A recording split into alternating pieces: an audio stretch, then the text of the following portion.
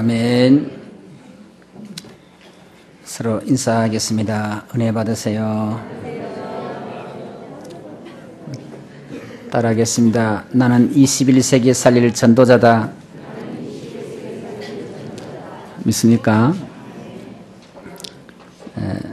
우리 지금 이 시기가 정말 국가를 위해서 기도해야 된다고 이구동성으로 말하고 있습니다. 장로님 기도하실 때도 기도했습니다마는 세계는 우리나라를 지금 위기로 보고 있는데 막상 우리는 너무 태평한 가운데 있기도 하거든요. 이 주체 사상, 북한 뭐 이런 위협도 문제지만 더 큰 문제는 교회 안의 모습입니다. 많은 교회가 복음과 전도할 생각은 하지 않고 복음 전하는 사람을 이단으로 정죄하는가 하면은 점점 복음 외에 다른 것들이 많아지고 복음은 좀 희미해져 가고 있습니다. 지난주에 부활절 연합 예배를 드리는데 전에 같으면 한 단체가 연합회가 주장했는데 올해는 세 연합회가 각각 이러면서 또 부산에 더불어시시 총회를 하고 있는데 여기도 양파 간에 지금 엇갈려서 교계 간에 참 우스운 꼴들을 보여주고 있습니다. 많은 교회가 분쟁과 혹은 소송에 휘말려 있는데요. 이 법조계에서는 교회에서 올라온 소송이 지금 300몇 건 전부 우습게들 보고 있는 상황이죠. 이때 우리는 복음을 진짜로 누리고 진짜 전도운동 해야 될 줄 믿습니다. 우리만이라도 분쟁 혹은 어떤 문제 속에 빠지지 말고 순수 복음 그리고 바른 전도운동을 하도록 이것이 하나님이 원하시는 방향인 줄 믿습니다. 예수는 그리스도, 하나님의 나라 건설, 예수는 부활하셨다. 그 부활은 나의 부활이고 지금 부활하신 주님이 역사하고 계신다. 이제 우리는 오직 성령, 오직 전도, 그리스도의 증인 되도록 이것이 초대교회에 주셨던 메시지고 초대교회 성도는 그렇게 살았고 오늘 우리도 이런 신앙을 가지고 나가야 되겠습니다. 교회는 어떤 곳이냐? 골로새 1장 13절에 우리를 흑암에서 건져내어 그의 아들의 나라로 옮기셨다. 사단, 지옥, 재앙, 흑암 세력에서 건져내셔서 하나님의 아들의 나라로 옮겨주신 이런 위치에 있거든요. 그러나 교회 안에는 이제 두 부류가 있다고 봐야 되겠죠. 한 편은 적당하게 믿고 자기 이익 따라서 따라가고 그러면서 육신적이고 세상적인 걸 추구하고 혹 좀 더 할 수 있으면 구제, 봉사, 축복이나 받고 이런 이제 좀 분들이 있는가 하면은 또 다른 한편으로는 정말 주님의 십자가라도 지고 가겠습니다. 제자의 길을 내 이익과 유익보다가는 복음의 이익이라면 아골골짜기라도 가겠습니다. 그리고 진짜 주님의 부르심에 서고 그것이 소수 일지라도 그 길이 좁은 길일지라도 그리고 주님과 동거하고 정말 주께 순종하고 세계 복음화의 방향을 쫓아가고 이런 이제 또 분들도 있죠. 하나님은 올해 들어서 또 많은 일들을 우리에게 행하셨습니다. 선교사 3분을 돕거나 파송하는 일을 하게 하셨습니다.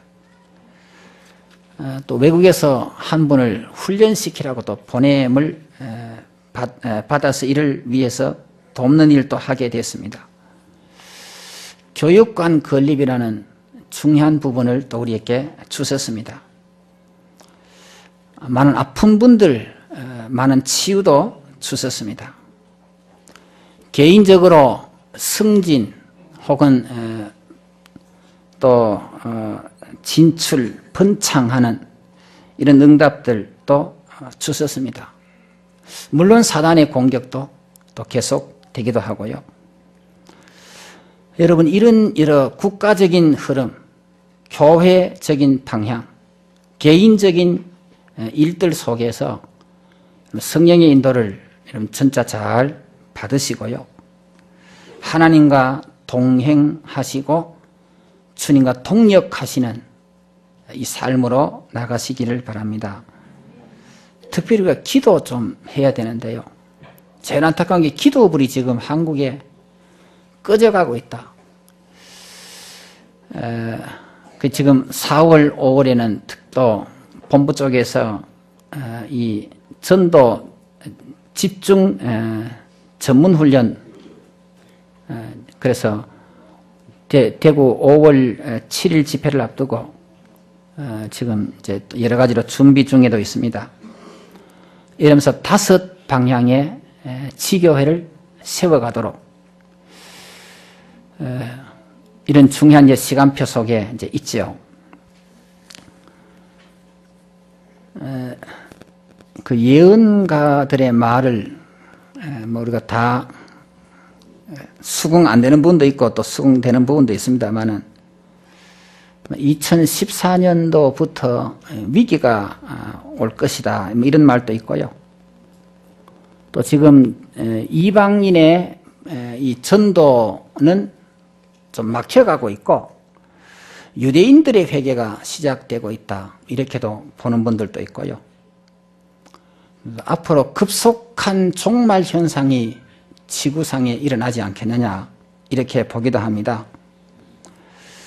어떻든 전 세계 곳곳에 재앙, 난리, 기근, 질병, 전쟁 소문이 성경에 이미 기록되어 있고요. 이게 징조들이 또 일어나고 있죠. 이 속에서 마지막 이 추수꾼들이 전 세계로 복음을 전하는 이런 일들이 이제 진행이 됩니다. 이게 요한계시록 6장에 보면은 그 이제 흰말 탄자가 그 이제 천사장으로 비유하기도 하는데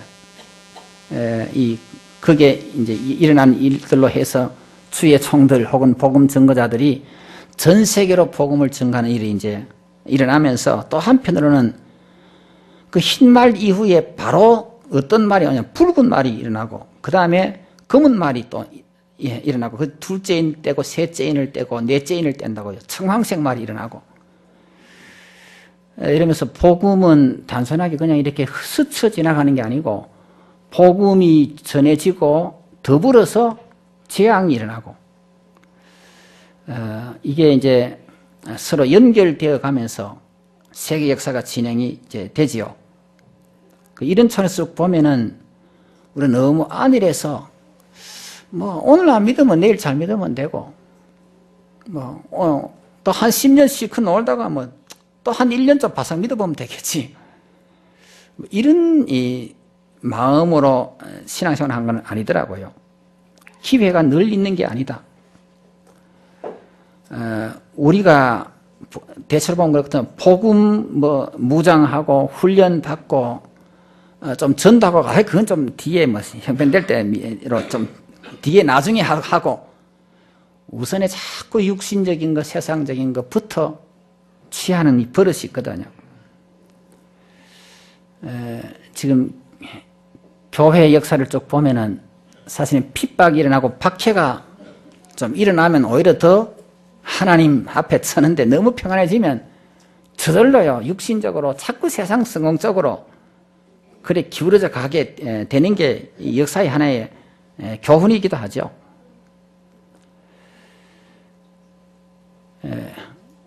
이런 여러 상황들을 보면서 정말 복음으로 무장하고 또 복음의 뿌리 내려가고 세계 복음화의 주역으로 여러분 좀 잘 서갈 수 있도록 기도가 되어지시기를 바랍니다. 오늘 본문에 보면은 야곱의 얘기가 계속되는데, 이제 20년 그 외삼촌 집에서 살다가 이제 한 14년은 그냥 일만 하고 어떤 면서 머슴같이 일하고, 뒤에 한 6년은 이제 많은 또 재물을 응답받아서 이제 고향으로 돌아옵니다. 그런데 사자를 먼저 보내서 형 에서의 눈치를, 동향을 살피러 신부름꾼을 먼저 보냈는데, 들어오는 소식이 에서가 자기를 죽이려고 400명 군사를 이끌고 온다. 야곱을 봐서는 큰 위기를 당했습니다. 여러분, 우리 인생을 살다 보면 이런 한 번씩 위기가 옵니다. 대체로 각각 다를 수 있겠습니다만 서너 차례의 위기가 온다고도 하고요. 어떻든 몇 차례의 위기가 오지요. 왜 오느냐? 먼저는 과거에 내가 잘못한 것 때문에, 죄 때문에 온다.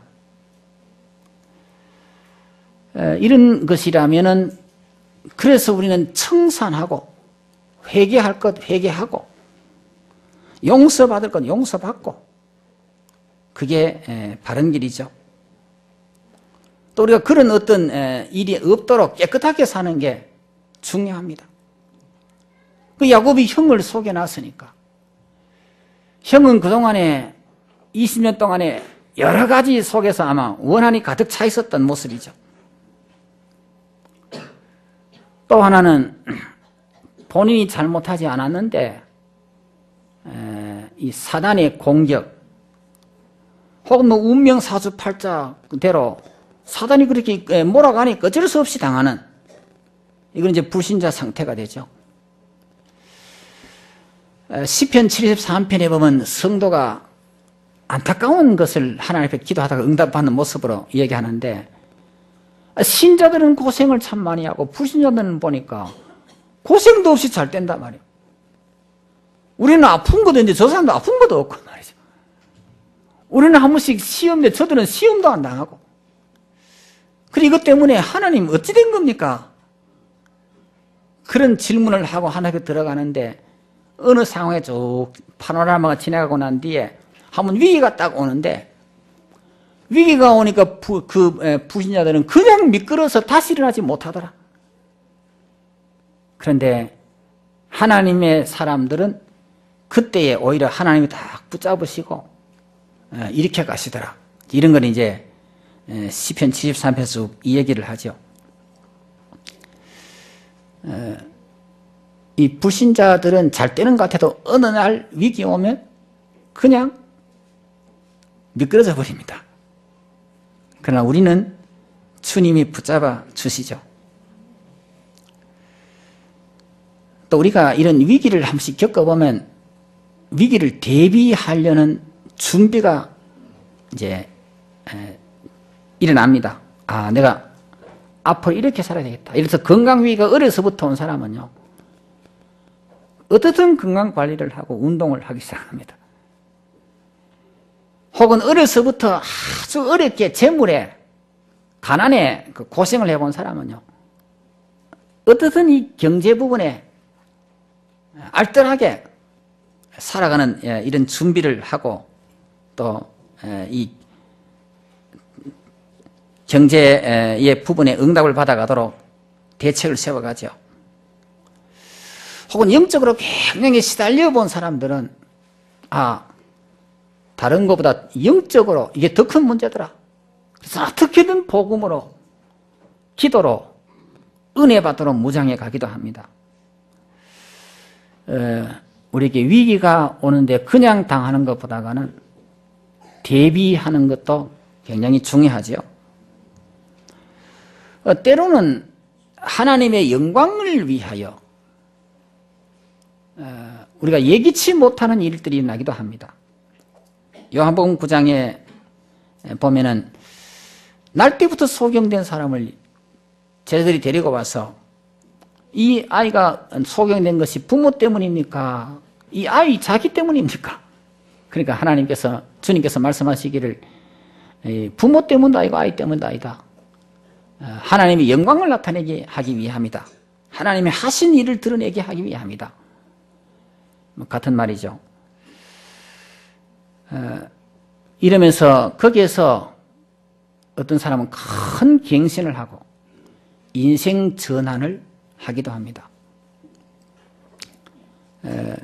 제가 오래전에 들은 얘기인데 대구에 큰 교회 어떤 장로님이 이제 사업을 하는데 늘 주일날도 이제 사업을 했어요. 자기는 이제 장로니까 이제 교회 예배를 드리는데 하여간 공장은 돌아가 이제 가게 늘 했던 거죠. 그러다가 어느 날 이 가마솥에 옛날에 뭐 끓이는데 자기 아들 그만 풍덩 빠져가 거기서 삶아져 버렸어요. 이러니까 얼마나 비참합니까? 이러면서 이분이 정신을 탁 차리고 하나님 앞에 회개하면서 이때부터 뭐 주일 성수하기를 하고 그리고 결심하고 하나님 앞에 서기를 시작하면서 중요한 일을 했던 이런 이제 일들이 있기도 했죠. 여러분, 우리가 위기가 올 때 제일 중요한 게 뭐겠습니까? 내가 내 힘으로 감당 못하죠. 그럼 하나님이 나를 붙들어 주셔야 되는데, 그럼 하나님이 나를 붙드시려면 내가 하나님을 신뢰하면 하나님이 나를 신뢰합니다. 내가 하나님의 말씀을 지키면 하나님의 말씀이 나를 지켜준다고 했습니다. 이것이 우리가 가장 위기를 이기는 길이 되기도 하죠. 이 부분은 부분이 되겠습니다만 먼저 말씀을 드립니다. 자, 이 야곱이 형과 원수관계를 지금 맺어놓고 어떻든 그동안에 그걸 잊어버리고 20년 열심히 일을 합니다. 재산도 많이 모았고 처자도 가족도 많아졌습니다. 그런데 이제 막상 20년 전에 이 맺어놓은 것이 터지기 시작하는 거죠. 여러분은 하나님 앞에 사람 앞에 떳떳하게 설 수 있는 삶이 있으시기를 바랍니다. 한 사람도 여러분 생에는 적이 없기를 바랍니다. 잊어먹고 덮어놓고 살지만 어느 날 터지면 곤란하거든요. 이게 우리가 이 바르게 사는 삶이죠. 위기에 처한 야곱의 경우를 보면은 사자를 먼저 앞서 보내서 돌아오는 답이 이제 400명 거느리고 죽이려고 군사를 거느리고 오는 모에 딱 들리고 나니까 얼마나 답답하겠습니까?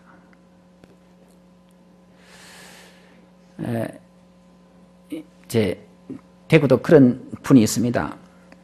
예, 이제 부목사로 있다가 이제 서울 쪽으로 이제 부목사로 갔어요. 갔는데 이분이 조금 그래서 잘했으면 괜찮은데 조금 목사님 반대하는 사람을 데리고 그다음에 담임 목사를 이제 위기에 빠뜨린 사람이 있어요.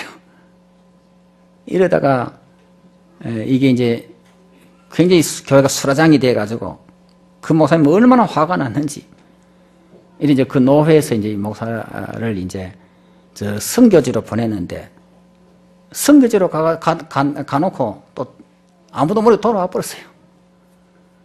그 종족을 감쌌다가 어느 날 나타나가지고 이제 뭐 이러니까 우리가 이제 노회 어른들이 이제 거기에 가서 사과를 하고 이명을 띠가 오면은 우리가 노회에서 받아주겠다. 그러니까 이분이 사과를 안 하고 자꾸 여론저런 게 이제 돌려대는 거예요. 노회에서 먼저 그쪽에 뭐 서를 좀 보내달라느니 혹은 이 적당하게 또 다른 사람을 대리로 이제 둘러세워 가지고 하려는데 그 일이 이제 꼬이고 안 되죠. 그리고 우리가 이걸 보고 직접 가서 좀 잘못한 걸 빌어라. 이게 지금 잘 안 되니까 이제 좀 본인이 어려움을 당하고 있더라고요. 여러분, 우리가 하나님 앞에 사는 것도 중요하지만 이제 사람 앞에 꼬인 것 이거 좀 푸는 것도 굉장히 필요한데 어디서 마지막 때를 살아간 우리가 이런 거 너무 등한히 하고 있는 이런 상황도 있거든요. 사도 바울이 이제 회방자, 핍박자로 살아가다가 어느 날 예수 만나서 회개하고 다른 말로 개과천성된 거잖아요. 그걸 아라비아로 내려가서 3년 동안에 다시 성경을 재조명, 재해석하고 돌아와서 전도자가 돼서 복음을 전하는데 근데 이 꼬리표가 붙으니까 저 사람 옛날에 적하던 사람이 못 믿겠다는 거예요. 아무도 그를 인정을 안 해주니까 다소 고향에 가서 10년 동안에 아무 사역을 못하고 혼자서 기도만 합니다. 이제 그러다가 이제 안디옥 교회가 이제 세워져서 바나바가 그 사람을 찾아가서 데리고 옵니다. 같이 사역하자. 그래 바나바가 끌어주니까 같이 사역을 하는데 1년 동안에 많은 증거들이 났어요.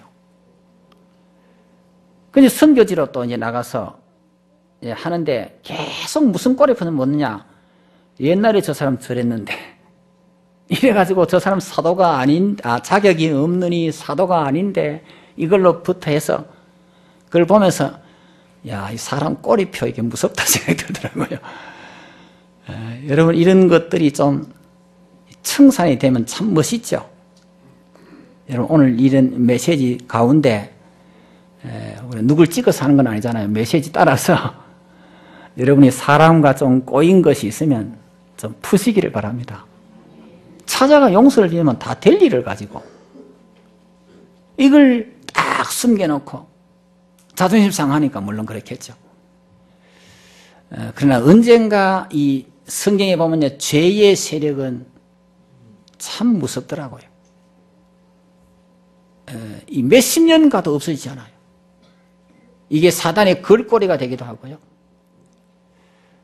그래서 우리 기독교의 가장 큰 게 축복이 뭐냐? 회개라는 건데 오늘날 이 회개라는 게 사실은 거의 무시되고 있으니까 여러분 하나님 앞에다 다 회개하고 들어가 보세요. 하나님이 얼마나 사랑하시는데 인간관계 틀어져도 딱 성산하고 들어가면 회개하고 딱 들어가면 얼마나 또 가까워지기도 하거든. 야곱이 이걸 안 했죠. 실컷 열심히 살고 이제 돌아가는데 결국 이 문제가 터져서 상난 위기에 봉착하게 된 겁니다.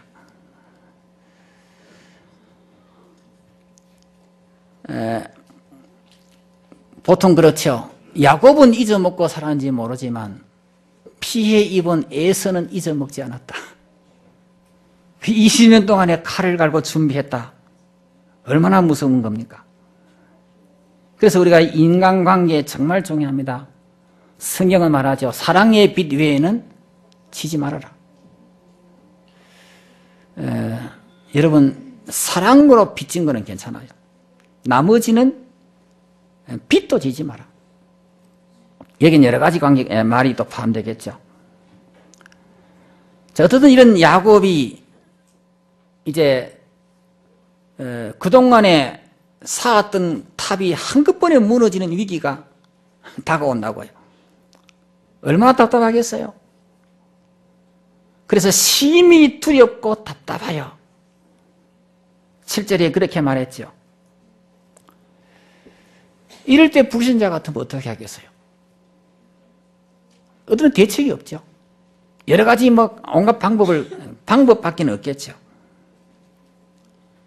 그런데 야곱은 주님을 믿잖아요. 때를 나누어서 에서의 마음을 좀 풀라고 대책은 세웠지만 그거 가지고 해결이 다 아니잖아요. 하나님 앞에 기도로 들어갑니다. 야곱이 어떻게 하느냐. 8절에 7절에 야곱이 심히 두렵고 답답하여 자기와 함께한 동행자와 양과 소와 낙타를 두 떼로 나누고 이르되 에서가 와서 한 떼를 치면 남은 한 떼는 피하리라 하고 야곱이 또 이르되 내 조부 아브라함의 하나님 내 아버지 이삭의 하나님 여호와여 주께서 전에 내게 명하시기를 주님 앞에 다 1대1로 부르짖죠. 여러분 이때 과거에 받은 언약이 있으면 언약 쫙 잡고 하나님 앞에 서는데 이때 만약에 언약조차 없다.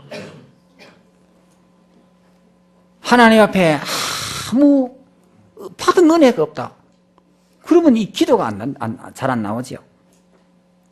그래서 받은 은혜 있느냐 없느냐 차이. 이때가 드러나죠. 언약이 잡혀져 있느냐 안 잡혀져 있느냐 굉장히 중요하죠. 야곱은 과거에 주신 언약을 지금 가지고 기도합니다. 평상시에도 이 언약이 삶 속에 있었다는 말도 되겠죠. 그러면서 아브라함의 하나님, 이삭의 하나님, 여호와여 주님이 제게 그렇게 말씀하셨지 않습니까? 내 고향 내 족속에게로 돌아가라. 내가 내게 은혜를 베풀리라 하셨지 않습니까? 나는 주께서 주의 종에게 베푸신 것을 하나도 감당할 수가 없습니다. 바짝 낮아지는 것이죠. 아주 진실하고 겸손한 고백을 합니다. 이게 기도자의 모습이거든요. 여러분 기도라는 말은 한편으로 말하면 하나님 앞에 무릎 꿇는다.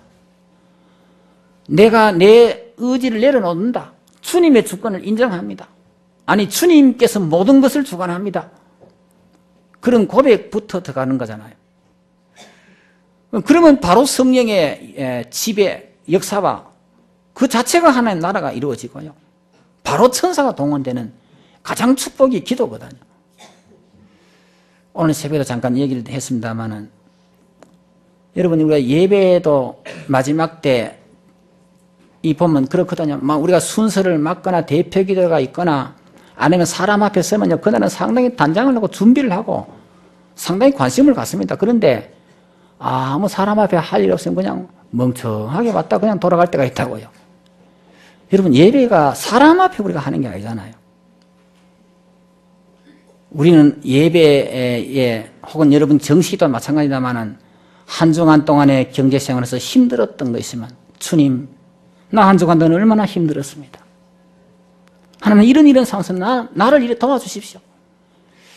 만약에 사람 앞에 좀 안 좋은 소리를 들었다 합시다. 그걸 그냥 우리가 지나가잖아요. 그리고 속에는 뭔가 속이 막 상해가 있는 그 상태로 그냥 지나갑니다. 아닙니다. 정말 기도하는 사람은 하나님 나 저런 억울한 소리를 들었습니다. 나 너무너무 속이 상합니다. 그래 하나님이 정말 들어가 기도 딱 하면은 확 풀어지거든요. 그 성령의 은혜가 임한다고요. 이런 기도가 지금 삶 속에서 나는 기도가 사실처럼 되게 되거든. 물론 우리가 살다 보면 상처를 받기도 합니다.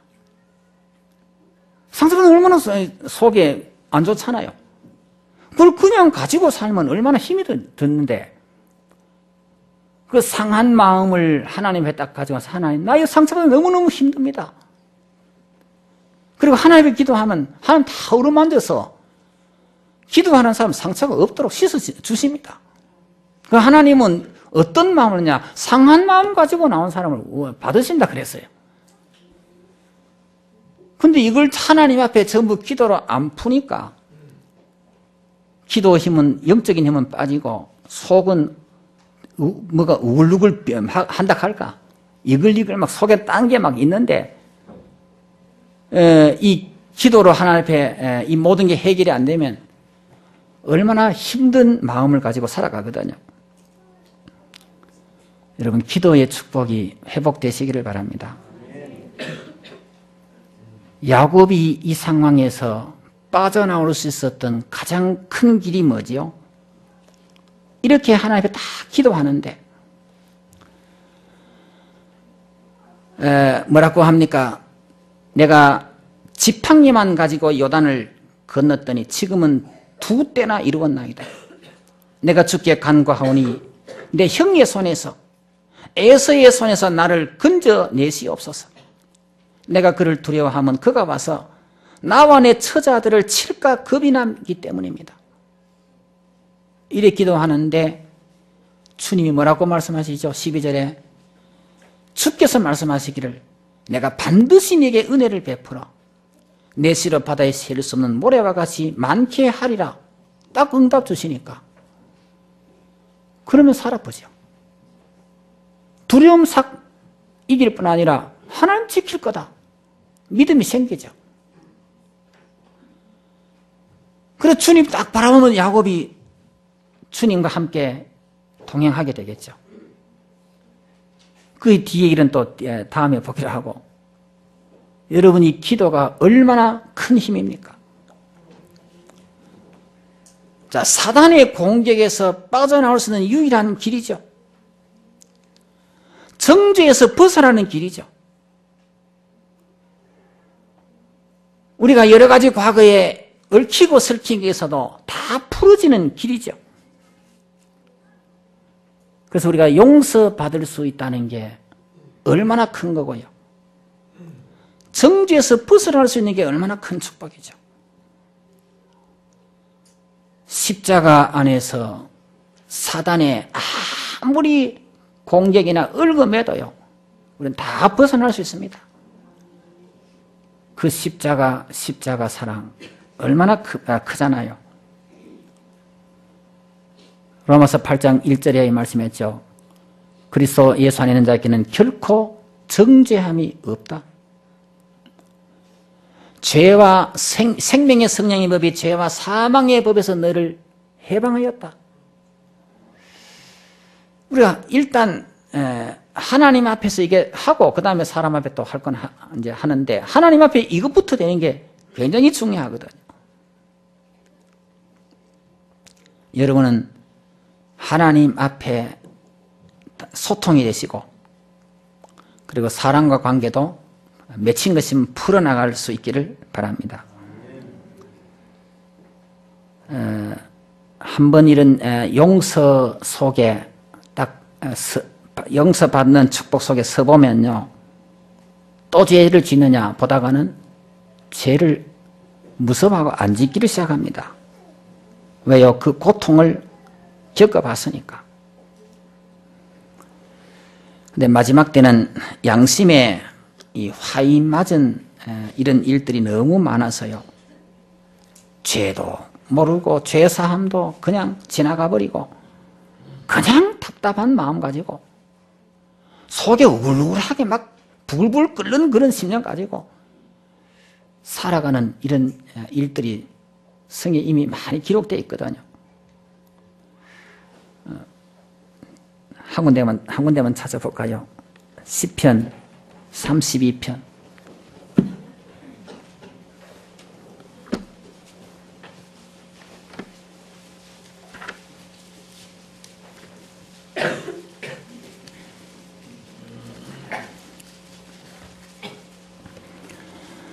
(1절부터) 보면 허물의 사함을 받고 자신의 죄가 가려진 자는 복이 있도다. 마음에 간사함이 없고 여호와께 정죄를 당하지 않는 자는 복이 있도다. 내가 하나님 앞에 이렇게 해서 이렇게 두드려 맞는 게 당연하지. 그거는 좋은 마음은 아닙니다. 두드려 맞는 게 당연한 게 아니고 나는 이미 주님 앞에 다 씻어졌다. 이렇게 우리가 누려져야 됩니다. 자, 이런 기도가 안 될 때 2절에 3절에 내가 종일 신음함으로 뼈가 쇠하이도다. 뼈가 아플 정도로 마음이 답답하거든요. 더 나가서 막 내가 이 뭔가 당하는 것 같고 나를 하나님이 버린 것 같고 나는 막 이렇게 이래가지고 막 미끄러지고 나는 이렇게 막 이 실패하는 것 같다. 이제 이런 말이 내용이 포함된 거죠. 주의 손이 주야로 나를 누르시오니 내 진액이 빠져서 여름 가물에 마름같이 되었나이다. 아무 힘 다 빠져버리죠. 그때 내가 이르길 내 허물을 여호와께 자복하리라 하고 주께 딱 아뢰고 숨기지 않고 기도했더니 주님이 내 죄를 사하셨나이다. 이러면 어떤 일이 납니까? 홍수가 범람할지라도 괜찮다. 주님은 나의 은신처이오니 나를 보호하시고 구원의 노래로 나를 두르시리이다. 그가 내가 내 길을 가르쳐 보이고 너를 주목하여 훈계하려다. 너는 무지한 말이나 노새같이 되지 말라. 여러분, 우리가 이 기도의 축복을 이런 작은 것에서 자꾸 누리셔야 됩니다.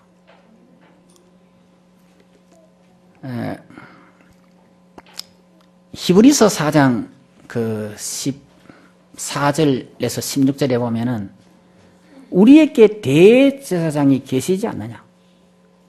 너희가 시험을 받거나 어려움을 당할 때 담대히 하나님 앞에 나가라. 그는 우리의 어려움을 다 아시는 분이고 체휼친이 하신 분이다. 그런데 이 담대히 딱 주 앞에 나가서 주님 이렇습니다. 예를 들어서 큰 얻어 터진다 합시다. 한 주간에 너무너무 마음이 상한다 합시다. 그래도 주님 나 이래 너무 얻어 터지고 너무 힘듭니다 하고 딱 주 앞에 서면 다 힘드십니다. 믿습니까? 근데 이거 안 하고 딱 예배가 안 되고 그걸 딱 가지고 있다고 합시다. 얼마나 그 다음 주간 또 지치고 또 지친다고요. 그리고 심지어는 어떻게 되느냐. 이제 히스기야 왕이 죽을 병이 딱 들었어요. 근데 성전에 딱 올라가서 여호와여 하고 딱 기도를 한다고요. 하나님 병을 치료해줘 버린 거예요. 근데 그 면에 보면 주님 내가 이렇게 주 앞에 부르짖고 살았지 않습니까? 이게 이제 자기 삶이 조금 더 연결이 되기도 하죠. 근데 반대로 엘리 제사장 같은 경우에 사무엘을 통해서 엘리 제사장 가정이 자기 가정이 망한다는 걸 계시가 봤어요. 믿음의 담대함이 있었더라면 또 하나님 앞에 뭔가 말씀 지켰더라면 주님 지금이라도 회개합니다. 내게 있는 재앙을 꺾어주십시오. 이래 딱 기도를 할 건데 그게 안 되고 아이고 뭐 하나님이 그렇게 한다면 뭐 내가 당하는 수밖에 없지 뭐 이러고 이제 당한다고요. 이게 하나님과 나 사이의 담대함입니다. 이렇게 살 수 있도록 우리가 하나님 앞에 서는 게 필요하고 기도를 놓치지 않으시는 게 필요합니다. 말씀을 맺습니다. 성도의 최고 재산이 뭐겠습니까? 하나님과 그의 언약입니다. 물론 우리는 경제의 어려움을 당했기 때문에 돈을 못 두어서 이게 상당히 필요하죠. 1차적으로 육신적으로 그게 우리의 미래를 지켜주는 부분이 되기도 합니다. 그러나 더 중요한 건 하나님 앞에 서는 겁니다. 하나님이 나의 재산이고 그의 말씀이 나의 재산입니다. 위기가 와도 야곱처럼 이런 위기가 와도 무너지지 않습니다. 여러분, 위기가 와도 무너지지 않는 삶을 사시기를 바랍니다. 물론 대개 위기가 왔다. 죽을 각오, 죽음 위기가 왔으니까 뭐 그 죽을 것 같은 위기가 죽을 각오도 해야 되겠지요. 그러나 이 속에서 하나님의 담대히 주님 앞에서 나갈 수 있는 이 담대함, 이게 생데 아이고 내가 그래 못 살았는데 뭐 이렇게 매 맞는 게 당연하지 뭐. 이게 신앙적인 생각인지 아니면 운명적인 생각인지 잘 분석을 해 보시고요. 많은 신앙인들은 시편 23편에 내가 사망의 음침한 골짜기로 갈지라도 내가 해를 받지 않을 게 확실히 믿는다. 왜? 주님이 나와 함께 계시기 때문에. 다니엘 세 친구들이 풀무불 속에 들어가는데 절해라, 절하자면 너희 집어넣겠다. 집어넣어도 괜찮습니다. 이 담대함이 어디서 오겠습니까? 그리고 우리가 잡은 언약은 반드시 성취됩니다. 야곱이 언약 잡았다. 언약 잡고도 하나님 앞에 섰는데 지난날 주님이 그렇게 말씀했지 않습니까?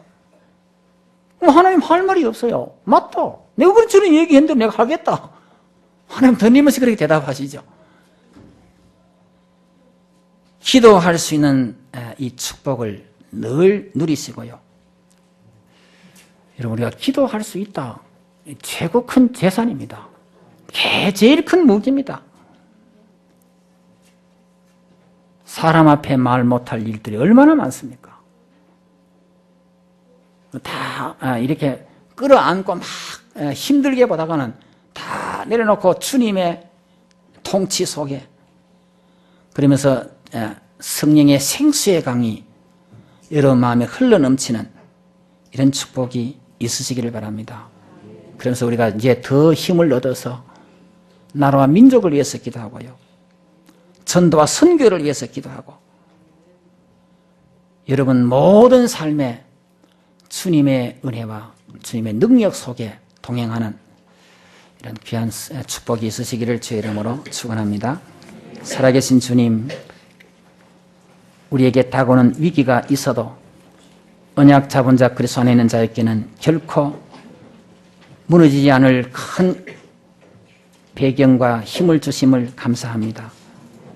주님, 우리가 위기를 대비할 지혜도 주시되 더 큰 하나님으로 무장하고 말씀을 지키는 가운데 담대함을 잃어버리지 말게 하시고 주님 앞에 모든 걸 승리로 바꿀 수 있을 이런 새 힘을 늘 가지고 살 수 있도록 사는 성도들에게 축복해 주옵소서. 예수 그리스도의 이름으로 기도합니다. 아멘.